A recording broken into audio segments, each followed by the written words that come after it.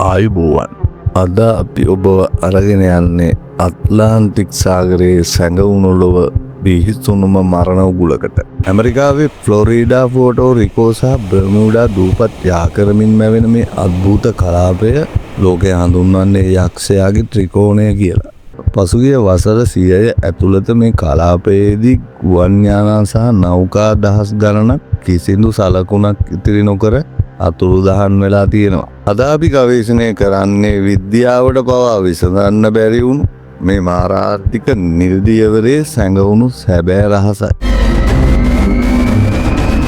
බර්මියුඩා අභිරහස ලෝකයම කතා කරන්න පටන් ගත්තේ 1945 වසරේදී. ෆ්ලයිට් 19 බලගණයට අයත් ගුවන් යානා පහක් කිසිදු හෝඩුවාවක් නැතිව අතුරුදහන් වුණු පසුවයි.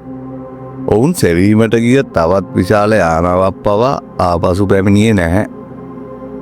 නමුත් මේ හැම දෙයකටම වඩා පුදුම සහගත සාක්ෂිය ලැබෙන්නේ 1970 වසරේදී. නියමුවෙකු වුණු බෲස් ගර්නර් මගින් පවසන පරිදි ඔහු පියාසර කරන අතරතුර අමුතු විද්‍යුත් මීදුමකට මැදි වුණා.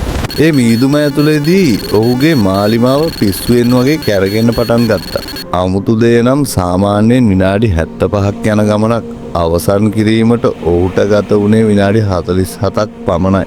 ඔහු නොදැනුවත්වම බර්මියුඩා ත්‍රිකෝණය හරහා කාලය හරහා ගමන් කර තිබුණා. මේ අභිරහස් මීදුම කාලය සහ අවකාශය වෙනස් කරන ద్వාරයක්ද? ඔබ දන්නවාද මේ අභිරහස පටන් ගන්නේ මීට වසර 100 ගණනකට පෙරයි. 1492 වසරේදී ක්‍රිස්ටෝපර් කොලම්බස් ඇමරිකාව සොයා යන ගමනේදී මේ ප්‍රදේශය හරහා යාත්‍රා කළා. ඔහුගේ දිනපොතේ සඳහන් කර ඇති පරිදි එදා රාත්‍රියේ අහසින් විශාල ගිනි බෝලයක් මුහුදට වැටෙන ඔහු දැක තිබෙනවා. එමෙන්ම තරුවැනි ආලෝක රූප මුහුදේ එහා මෙහා ගමන් කරනුත් ඔහු දැක තිබෙනවා. ඒ කියන්නේ නූතන යුගයට පෙරත් මේ කලාපයේ අමුතු බලවේගයක් ක්‍රියාත්මක වෙලා තියෙනවා. මෑතකදී සොයාගත් කරුණු අනුව බර්මියුඩා ත්‍රිකෝණයට අඩි 600ක් පමණ උස දැවැන්ත පිරමීඩ දෙකක් ඇති බව හෙළි වී තිබෙනවා. මේවා නිර්මාණය වී ඇත්තේ වීදුරු වැනි පාෂාණ වර්ගයකින්. විද්‍යාඥයින් පවසන්නේ මේ වීදුරු වැනි පාෂාණ වලින් සෑදුණු පිරමීඩ මගින් අධික ශක්ති තරංග නිකුත් කරන බව. මේ ශක්තිය නිසා ඉහළින් යන යානාවල ඉලෙක්ට්‍රොනික පද්ධති අක්‍රිය වී ඒවා අනතුරට ලක් විය හැකියි. නමුත් මේ පිරමීඩ සාගරපතුලේ ඉදිකලේ කවුද? මේ අතුරුදහන් වූ ඇට්ලන්ටිස් ශිෂ්ටාචාරයේ කොටසක්ද?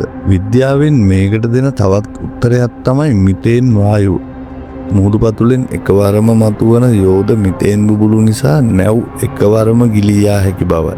එමෙන්ම මේ අහසෙම වෙන සදස්ත්‍රාකාර වලාකුළු මගින් පැයට සැතපුම් 170ක වේගෙන් එන වායු බෝම්බ නිර්මාණය කරනවා.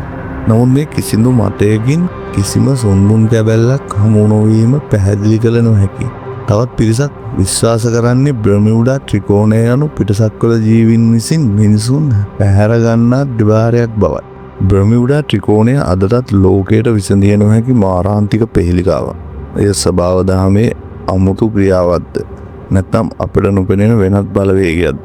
ඔබ මේ ගැන හිතන්නේ මොකද්ද?